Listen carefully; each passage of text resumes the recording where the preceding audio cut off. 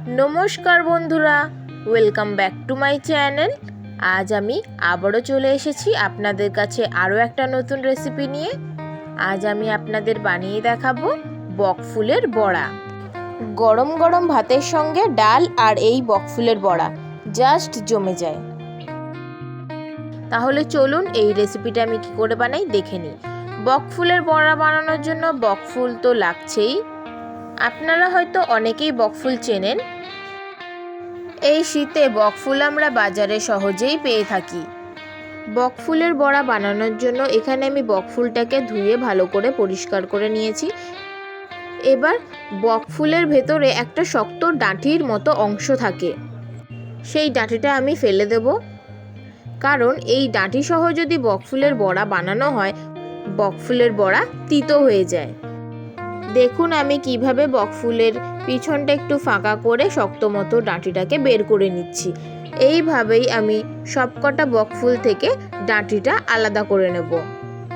বকফুলের ডাঁটি বার করার আগে বকফুলগুলোকে ধুয়ে নিতে হবে। যদি আপনারা বকফুলের ডাঁটি বের করার পর বকফুল ধোন তাহলে বকফুলটা বেসনের ব্যাটারে দেওয়ার পর ব্যাটারটা খুব পাতলা হয়ে যেতে পারে, কারণ বকফুলের ভেতরে জল থেকে যায়। বড়া বানানোর জন্য এখানে আমি কিছু গুঁড়ো মশলা নিয়েছি। 1 টিস্পুন লঙ্কা গুঁড়ো, 1 টিস্পুন হলুদ গুঁড়ো, স্বাদ অনুযায়ী নুন আর 1/2 টিস্পুন কালো জিরে নিয়েছি। এবার আমি বেসনের ব্যাটারটা বানাবো, তার জন্য এখানে আমি 10 টেবিল স্পুন বেসন নিয়েছি। তার মধ্যে এবার আমি কালো জিরে আর সব মশলাগুলো দিয়ে দিলাম। দিয়ে খুব ভালো করে আমি ব্লেন্ডারের সাহায্যে সব কিছুকে মিশিয়ে নেব।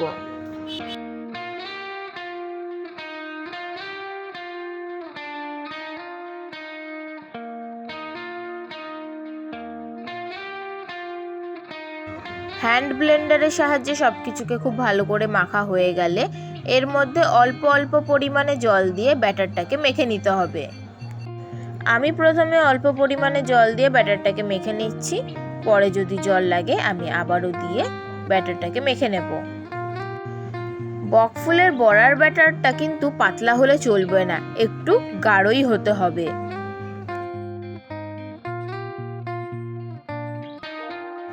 দেখুন ব্যাটারটাকে আমি খুব ভালো করে গুলে নিয়েছি।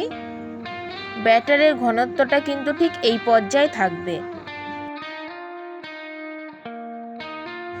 এবার বড়া ভাজার জন্য এখানে একটা কড়া গরম হতে বসিয়ে দিয়েছি। কড়া গরম হয়ে গেলে পরিমাণ মতো সর্ষের তেল দিয়ে দেব।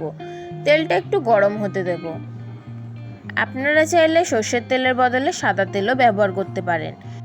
এবার ওই বেসনের ব্যাটারের মধ্যে আমি বকফুলটা উল্টে পাল্টে বকফুলের গায়ে বেসনটাকে খুব ভালো করে লাগিয়ে নেব।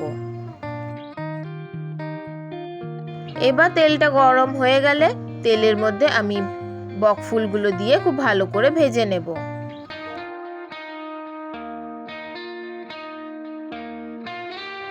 এই সময় গ্যাসের ফ্লেমটা একেবারেই লোতে রাখতে হবে। বড়ার এক সাইড ভাজা হয়ে গেলে আমি বড়াটাকে উল্টে বড়ার অপর সাইডটাও ভালো করে ভেজে নেব। এই রেসিপি বানাতে বেশি সময় লাগে না, কিন্তু ভাতের সঙ্গে খেতে দুর্দান্ত লাগে। দেখুন বড়াগুলো গোল্ডেন ব্রাউন করে ভাজা হয়ে গেছে। এবার আমি তেল থেকে বড়াগুলো তুলে নেব। ঠিক একইভাবে আমি বাকি বড়াগুলোকেও ভেজে নেব। বড়াগুলো ভেজে নিলেই বকফুলের বড়া পরিবেশনের জন্য একেবারেই তৈরি হয়ে যাবে। তাহলে বাড়িতে অবশ্যই এই রেসিপিটা একবার ট্রাই করে দেখবেন। কেমন হলো আমাকে অবশ্যই কমেন্ট করে জানাবেন। আমার এই রেসিপিটা যদি আপনাদের ভালো লাগে তাহলে অবশ্যই like, comment, share and subscribe করতে ভুলবেন না। Thank you.